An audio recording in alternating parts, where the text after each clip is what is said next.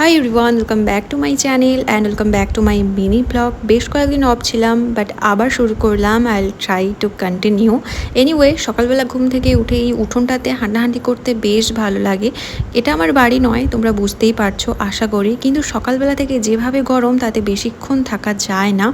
যাই হোক, তারপর ফ্রেশ হয়ে এসে বসলাম। এদিকে দেবলিনারও চা ready. And please avoid background, cause এটা আমার বাড়ি নয়।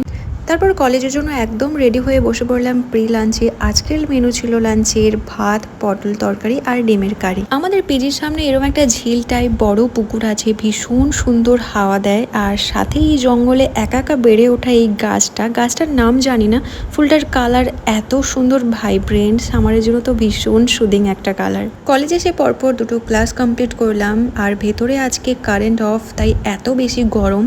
চলে এলাম বাইরে এই সবেদা গাছটার তলায়। জায়গাটা যতটা সুন্দর অ্যান্ড জায়গাটা ততটাই ঠান্ডা। দেন বাকি সব ক্লাস কমপ্লিট করে রুমে ফিরলাম। আর রুমে ফেরার পথে একটা ঠান্ডা ঠান্ডা লস্যি খেলাম।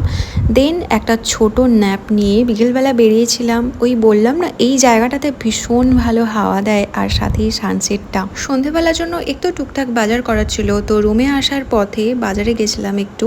ওই পেট পুজো সারাদিন কি করব ওটাই ভাবতে হয়, এখানে যে মা নেই। তো টুকটাক বাজার সেরে দুজনেই ফিরলাম অ্যান্ড এসে রেস্ট করে দুজন চা এনজয় করলাম। অ্যান্ড চা এনজয় করতে করতে প্রজেক্ট পেপারের কিছু কাজ ছিল, ওটাও কমপ্লিট করলাম। দেন আর কিছুই করিনি সেরকম, সোজা ডিনার করেছি। আর ডিনারের মেনু একদম সিম্পল, আলু সেদ্ধ ভাত, কজ দুজনের আজকে ভীষণ ল্যাদ লাগছিল। So bus, that's it for today. ভিডিওটা ভালো লাগলে একটা লাইক করে দিও। বাই।